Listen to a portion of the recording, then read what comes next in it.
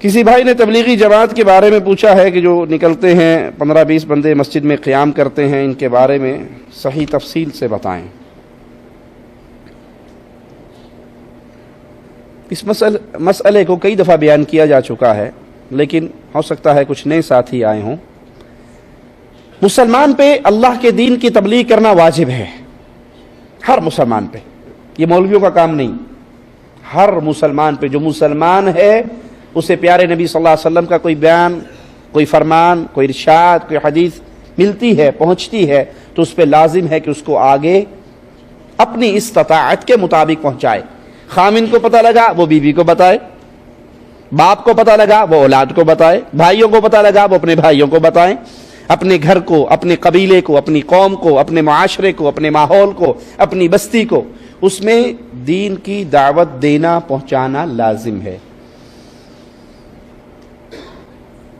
رہا ماجرا کہ کوئی ایک بستی سے اٹھ کے دوسری بستی میں، دوسری بستی والے پہلی بستی میں، مکہ والے مدینہ، مدینے والے مکہ، جدے والے طائف، طائف والے جدہ، اس کی مثال رسول اللہ صلی اللہ علیہ وسلم کی زندگی سے، صحابہ کرام کی زندگی سے نہیں ملتی۔ آپ نے جس کو بھیجا اس علاقے میں مستقل رہنے کے لیے بھیجا۔ سیدنا معاذ کو بھیجا تو یمن کی طرف روانہ کیا، وہاں رہنے کے لیے۔ یہ چلت پھرت جو ہے، ایک شہر کے لوگ، ریاض والے مکہ جائیں، مکہ والے ریاض آئیں، جو مکہ میں رہ رہے ہیں وہ مکہ والوں کو تبلیغ کریں، جو ریاض میں رہ رہے ہیں وہ ریاض والوں کو نصیحت کریں۔ پہلی بات۔ اس سے بڑی بات، اس کو سمجھانے کے لیے میں ایک مثال دیتا ہوں تاکہ بات دل میں اتر جائے۔ ہمارے ہاں، ہمارے ملکوں میں، انڈیا پاکستان میں، دودھ ڈور ٹو ڈور دینے آتا ہے نا، کیا کہتے ہیں اسے؟ گوالا، دودھی۔ یہ کام اچھا ہے یا برا؟ اس کی محنت کیسی ہے؟ وہ اذانوں سے پہلے نکلتا ہے، کھیت میں جاتا ہے، بھینسوں کا دودھ بھانے پہ جاتا ہے، وہاں سے دودھ دوتا ہے، دودھ اٹھاتا ہے، پھر آدھا کلو اس کو، ایک پاؤ اس کو، کلو اس کو، 1.5 کلو اس کو، وہ بانٹتا ہے۔ پیسے بھی نقد نہیں لیتا، پیسے بھی اسے مہینے کے بعد ملتے ہیں۔ تو وقت کی قربانی دے رہے ہیں نا یہ۔ اگر یہ جا کر دودھ نہ لائے تو ہر بندے کو خود جانا پڑے گا، محنت والی بات ہے۔ ایک ایک دروازے پہ رکتا ہے بیچارہ، سائیکل پہ تھوڑا سا چلتا ہے، پھر اتر جاتا ہے، تھوڑا سا چلتا ہے، پھر اتر جاتا ہے۔ تو اس کی محنت بہت زیادہ ہے، پیسہ بھی اپنا لگا رہا ہے، آپ سے مہینے کے بعد لے رہا ہے، وقت کی قربانی، مال کی قربانی۔ اگر یہی دودھ والا اپنے برتن نہ دھوئے، یا دودھ میں کیمیکل ڈال دے، یا دودھ میں زہر ملا دے، اور پھر آ کر ڈور ٹو ڈور یہ دودھ بانٹے، سب بچوں نے فیڈر پیے اور ساتھ ہی موشن لگ گئے، ساتھ ہی بھاگے، ہر باپ اپنے بیٹے کو لے کے ہسپتال بھاگ رہا ہے، اور شام کو اس کو آگے پکڑے کہ تو نے یہ کیا کیا، خراب دودھ دیا ہمیں، تیرے برتن گندے تھے، اس میں زہر تھا، اس میں کیمیکل تھا، اس میں یہ تھا، اس میں وہ تھا۔ اور یہ کہے کہ اپنی بات نہ کیجئے، پہلے میری طرف دیکھیے، میری محنت کتنی ہے۔ میں اذان سے پہلے نکلتا ہوں، میں مزرے میں جاتا ہوں، میں کھیت میں جاتا ہوں، میں بھینسوں کا دودھ نکالتا ہوں، میں سائیکل پہ ٹھنڈی بارش ہو، اندھیری ہو، طوفان ہو، 2 دن دودھ دینے آنا ہے، میری ڈیوٹی ہے، میری محنت، میرا وقت، میری قربانی، میرا پیسہ، یہ سارا کچھ دیکھیے۔ تو جس کا بچہ بیمار ہوا ہوگا وہ کیا کہے گا غصے میں؟ بھاڑ میں گئی تیری محنت، تیری محنت کو دیکھوں یا اپنے بیٹے کو دیکھوں؟ بھائی ٹھیک ہے تو ڈور ٹو ڈور آ کے دودھ دے رہا ہے، لیکن جو چیز تو سپلائی کر رہا ہے وہ تو خراب ہے۔ چیز خراب سپلائی کرنے کی وجہ سے تیری محنت ساری بیکار، اس کی کوئی قیمت نہیں لگے گی۔ تو ہم کہتے ہیں تبلیغی جماعت والے پیارے بھائی، ان کی وقت کی قربانی بڑی عظیم ہے، مال کی قربانی بڑی عظیم ہے، اپنا بیوی بچوں کو چھوڑنا، گھر بار کو چھوڑنا، باہر نکلنا، گرمی سردی طوفان بارش، بسترے اٹھا کر گردنیں جھکا، یہ ساری محنت بڑی اچھی ہے۔ جو چیز وہ سپلائی کر رہے ہیں ڈور ٹو ڈور، وہ کیا ہے؟ دیکھنے والی بات، جو چیز وہ سپلائی کر رہے ہیں، جو دروازوں پہ جا کر لوگوں کو بلا کر مسجد میں اکٹھا کر کے پڑھا کیا رہے؟ اگر تو قرآن کا ترجمہ پڑھائیں تو ہم خود جانے کے لیے تیار، اہلاً و سہلاً، سب جائیں، سب سنیں۔ اگر وہ بخاری شریف سے درس دیں، حدیث کا، سب سننے کے لیے تیار. وہ دیتے ہیں مولانا زکریا صاحب کی فضائل اعمال کا درس.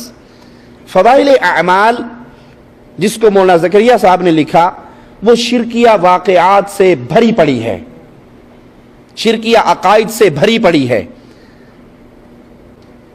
وحدت الوجود کا عقیدہ اس کے اندر موجود ہے, غیر اللہ سے فریاد کرنے کا عقیدہ اس کے اندر موجود ہے. صفحہ 558 فضائل صدقات حصہ 2 کتب خانہ فیضی لاہور کی چھپی ہوئی, ہر پریس کی الگ الگ پیج ہوتے ہیں. کتب خانہ فیضی لاہور کی جو چھپی ہے اس میں مولانا زکریا صاحب عقیدہ وحدت الوجود جو صوفیوں کا عقیدہ ہے کہ نعوذ باللہ ہر چیز ہی اللہ ہے, اس عقیدے کو بیان کرتے ہوئے کہتے ہیں یا اللہ معاف فرمانا, جھوٹا ہوں, کچھ نہیں ہوں, تیرا ہی ذل ہے, تیرا ہی وجود ہے, میں کیا ہوں, کچھ نہیں ہوں, جو تو ہے وہ میں ہوں. یہ شرک کا عقیدہ ہے. اس عقیدے کے آنے کے بعد اب کوئی یہ کہے کہ ان کی محنت تو دیکھو, ہم کہیں گے جب شرک آ جاتا ہے تو ساری محنتیں برباد ہو جاتی ہے. عاملۃ ناصبہ تصلی نارا حامیہ, محنت کر کر کے گردنیں جھکی ہوں گی لیکن یہ سارے اعمال برباد کر دیے جائیں گے اور جہنم کے ایندھن بنا دیا جائے گا. کیوں؟ اگر عقیدہ شرک موجود ہے. مولانا صاحب اس کے اندر ایک سخی کا واقعہ لکھتے ہیں, فوت ہو گیا, لوگ اس کی قبر پہ گئے زیارت کے لیے, اونٹ پہ سوار ہو گئے. صاحب قبر اونٹ والے کے خواب میں آیا اور کہا تم میری قبر پہ آئے ہو, خالی پیٹ جاؤ تو اچھا نہیں لگتا, یہ اونٹ مجھے دے دو, اس کے بدلے میں اصیل اونٹ میرے گھر کھڑا ہے وہ تم لے لو. خواب ہی میں سودا ڈن ہوا. مولانا زکریا صاحب کے لفظ ہیں کہ صاحب قبر اٹھا, اس نے اونٹ کو نہر کیا, ذبح کیا, قبر سے اٹھا, ذبح کر دیا. جب یہ باقی سوئے ہوئے اٹھے تو دیکھا اونٹ کا خون جاری تھا, بچنے کی امید نہیں تھی. اس کا گوشت بنایا, کھایا پیا, واپس جا رہے تھے, سامنے سے ایک آدمی آ رہا تھا, کہتا تمہیں فلاں ابن فلاں کون ہے؟ کہا میں ہوں. کہا میرے باپ کو کچھ بیچا تھا؟ کہا خواب کے اندر سودا ہوا تھا. کہا اس کے بدلے میں یہ اصیل اونٹ تو لے لے. ایک اور حضرت کا واقعہ لکھتے ہیں کہ وہ لوگوں سے چندہ لے کر فقیروں کی مدد کرتے تھے, صاحب خیر تھے. ایک فقیر آیا, اس سے مانگا, اس کے پاس کچھ تھا نہیں. وہ لوگوں زندوں کے پاس سب کے دروازوں پر گئے, کسی نے کچھ نہیں دیا. پھر ایک سخی کی قبر پہ جا کے بیٹھ گئے اور اس کو سارا حال سنا دیا. واپس آئے, اپنے پاس سے کشرفی آدھی توڑ کے اسے دے دی, آدھی پاس رکھ لی. خواب کے اندر قبر والا آیا, کہنے لگا میں نے تیری ساری بات سن لی تھی, مجھے جواب دینے کا امر نہیں تھا, اجازت نہیں تھی کہ میں تجھے جواب دوں, سن لی تھی میں نے. اب میرے گھر والوں کے پاس جو اسے کو چولہا پھاڑو, چولہے کے نیچے ایک مرتبان دفن ہے, اس میں خزانہ ہے, وہ لے کے اس فقیر کو دے دو.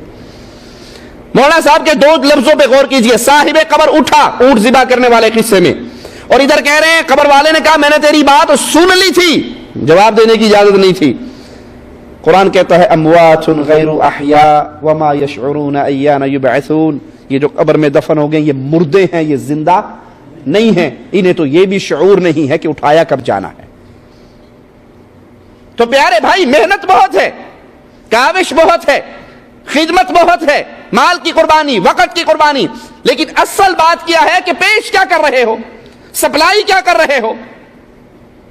بشر کی لکھی ہوئی کتاب وہ بھی جو غلطیوں سے بھری پڑی ہے, بشر کی لکھی ہوئی کتاب اور وہ کتاب جس کے اندر شرکیہ واقعات ہیں, قبر پرستی کی دعوت ہے, مردوں سے مانگنے کی دعوت ہے. تو جب شرک داخل ہو جاتا ہے پھر کوئی محنت بھی قبول نہیں ہوتی.